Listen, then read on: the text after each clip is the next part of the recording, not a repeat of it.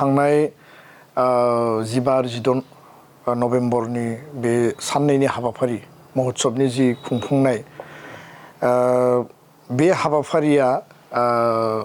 बांद्राय गोलाव समनि प्रि प्लान नङामोन खोब मोनसे शर्ट पिरियडनि गेजेराव 15 सेप्टेम्बर बे 15 सेप्टेम्बरनि गेजेराव सानसे खालि माखासे गोबां इश्यूसफोरखौ लानानै जेला जों डिसकास खालामबाय थादोंमोन थाबनो मेलेमाव बेबायदि मोनसे खिलिफैदोंमोन जे बर' हारिनि आइडेन्टिटी बर' हारिनि कालचार लेंगुवेज लिटारेचार जोंनि हारिनि गासै बिथिंफोरखौ आरो जों जिहेतु GI टेग मोनबाय 21 आइटेम बेखौ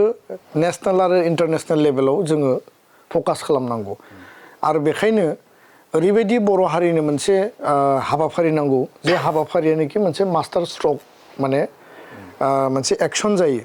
आरो बेखायनो साननाय बायदियै सावरायनाय जानायसै दुलाराय बर' फरायसा आफाद जोङो लिडारशिपखौ लानानै बर' थुनलाइ आफादजोंबो बिथांमोननि दैदेनगिरि बिथांमोनखौ सावरायनायसै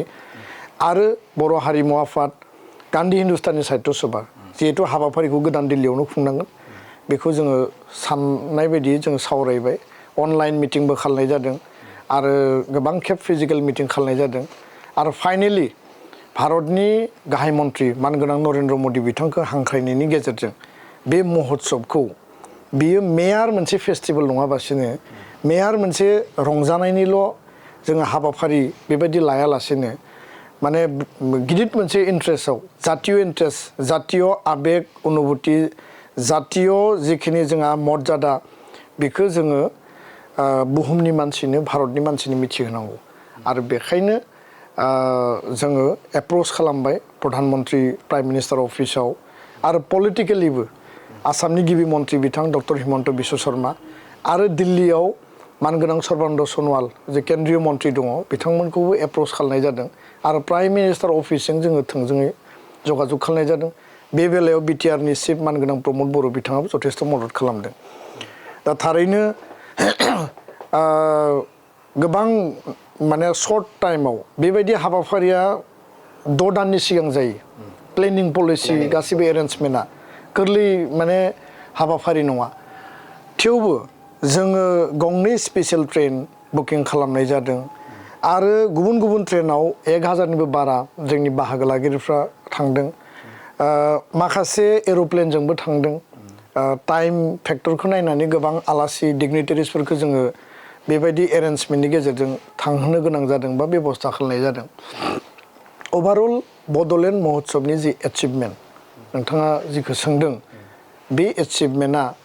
हारिनि थाखाय बिराद गिदिर मोनसे हिस्टरिक आरो मोनसे एसेट आरो केपिटेल जानानै थाबाय दा महोत्सब जाखांनायनि उनाव गोबां दिल्लीनि जायफोर माने सिनियर लेभेलनि रिपर्टार जायफोर एडिटर लेभेलनि बिथांमोना बुंदों जे प्रधानमन्त्रिया दिल्लीयाव खुंनाय जायखिजाया हाबाफारियाव बिथाङा खोब खम बाहागो लायो आरो प्रायरिटि बेसिसआव बाहागो लायो पलिटिकेल मिटिङाव बाहागो लायो आरो सरकारनि मिटिङाव बाहागो लायो मालाबा बेबायदि माने जायफोर भेटेरेन माने निउज माने मेडिया हाउस दङ बिथांमोननि सामिटफ्राव बाहागो लायो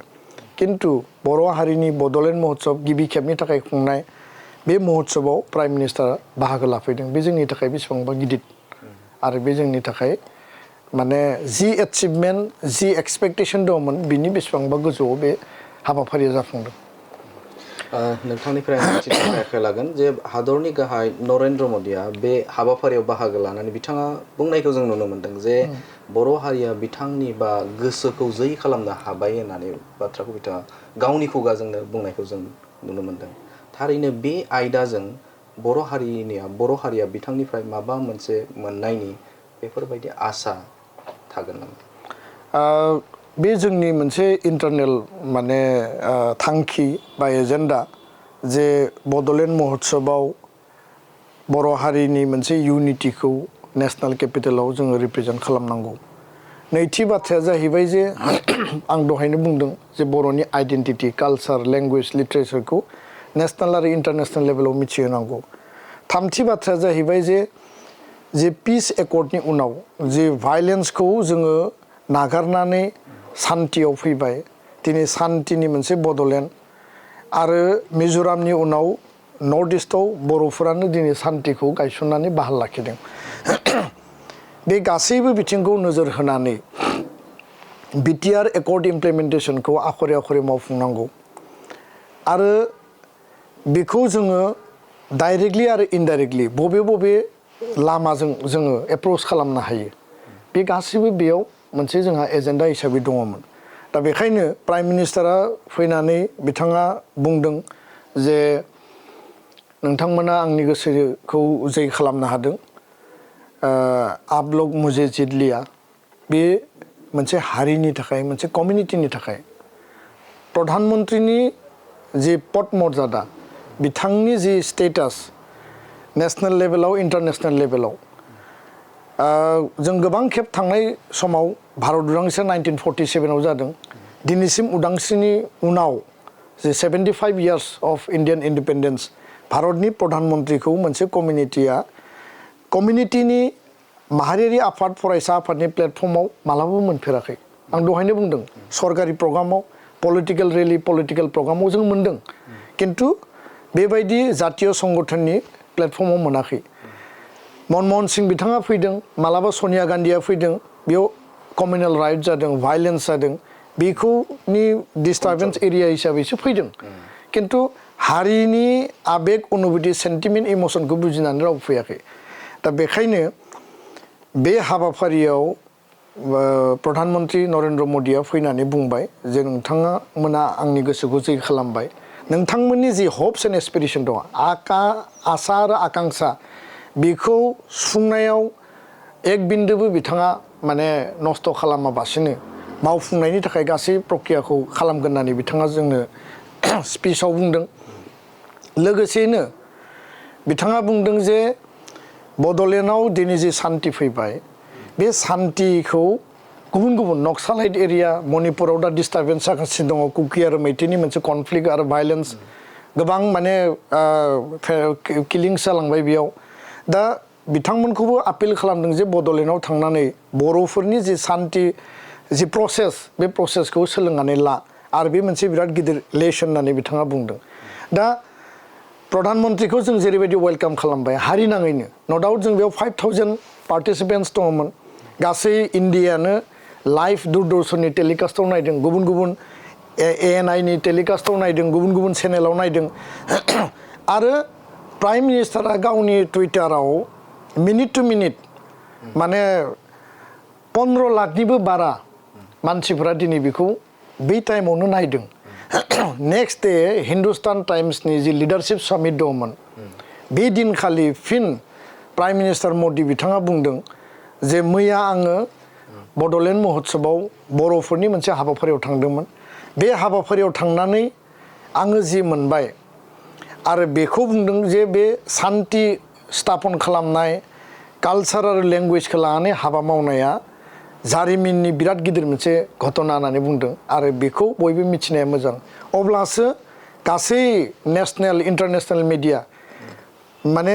140 कौटि देशबासिनि गेजेराव मोनसे हुवा दुवा थासारि जे बड'लेण्ड महोत्सवा मा उद्देश्यजों खुंदोंमोन प्रधानमन्त्रिया थांनानै मा बुंखो आरो वेलकाम स्पिचआव आं खोब सिम्पल बेयाव ड्राफ्ट खालामदों 10 मिनिटनि गेजेराव आंनि वेलकाम स्पिचखौ आङो लिरनानै लादोंमोन आं बेबायदि वेल प्रिपेयार्डबो नङा जास्ट मोनसे फर्मेलिटि मेनटेन खालामनांगौ जे प्राइम मिनिस्टारखौ बरायनांगौ आरो बेबायदिनो 3 मिनिटआव आङो आंनि स्पिचखौ आं फोजोबदों वेलकाम स्पिचखौ बिथाङा जथेस्थ' आबेगिक जानायखौ आं उनाव जेला भिडिअआव नायबाय अब्लासो आङो नुदों खारन आङो आंनि खामानिखौ मावदों आरो बिथाङा आबेगिक जादों मानगोनां प्रमद बर' बिटिआरनि चिफ बिथाङा जेला माने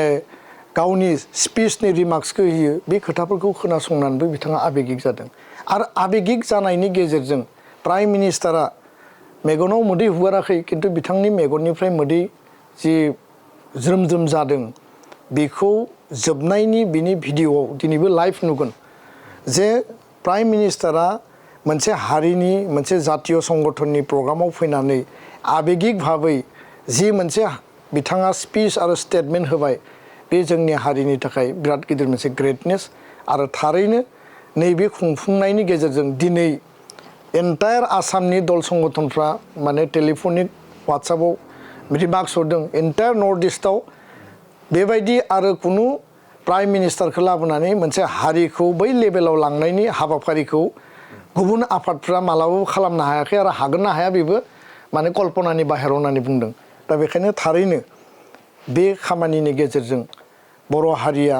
जि मोनसे एजेन्डा दङमोन बे एजेन्डाखौ जोङो बै लेहाराव माने अख्रां नांजासे जों हाबा मावनांगौनि जि बड'फानि जि मिशन भिजन दङमोन गेरेमसा माहारि दानांगौ बर'फोरखौ बिश्व दरबाराव प्रतिष्ठा खालामनांगौ बड'फानि मोनसे एजेन्डाजों जों खामानि मावदों